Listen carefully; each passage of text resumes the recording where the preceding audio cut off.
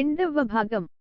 కృతజ్ఞతా చిహ్నంగా వాసుకి తనకు చేతనైన రీతిలో కృష్ణుడికి సేవ చేస్తానని ప్రతిపాదించాడు. కళ్లలో మెరుపులు మెరిపించిన కృష్ణుడికి ఓ సరదా ఆలోచన వచ్చింది. అతను వాసుకిని తన దండ కైగలవి అని అడిగాడు. పరమాత్మ బిడ్డకు సేవ చేసినందుకు సంతోషించిన సర్పం అంగీకరించింది. ఆ రోజు నుండి వాసుకి కృష్ణుడి మెడ చుట్టూ ఒక అద్భుతమైన మరియు ప్రత్యేకమైన హారాన్ని ఏర్పరుచుకున్నాడు.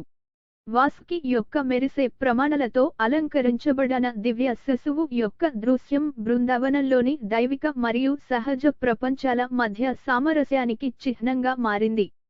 ఈ అసాధారణ మైత్రి గురించిన మాటలు చాలా దూరం వ్యాపించాయి మరియు కృష్ణుడు మరియు వాసుకి మధ్య ఉన్న దైవిక సంబంధాన్ని చూసేందుకు ప్రజలు సుదూర ప్రాంతాల నుండి వచ్చారు. పాము ఒకసారి భయపడి ఉల్లాసభరితమైన మరియు తెలివైన కృష్ణుడికి గౌరవనీయమైన సహచరుడిగా మారింది. అన్ని జీవులకు కరుణ, అవగాహన మరియు అన్ని జీవుల యొక్క సామరస్య సహజీవనం యొక్క ప్రాముఖ్యతను బోధిస్తుంది. కాబట్టి బృందావనం యొక్క మంతరముగ్ధమైన భూమిలో కృష్ణుడు మరియు వాసుకి కథ ప్రేమ యొక్క అపరిమితమైన శక్తి మరియు అన్ని జీవుల యొక్క పరస్పర అనుసంధానానికి శాశ్వతమైన జ్ఞాపికగా మారింది.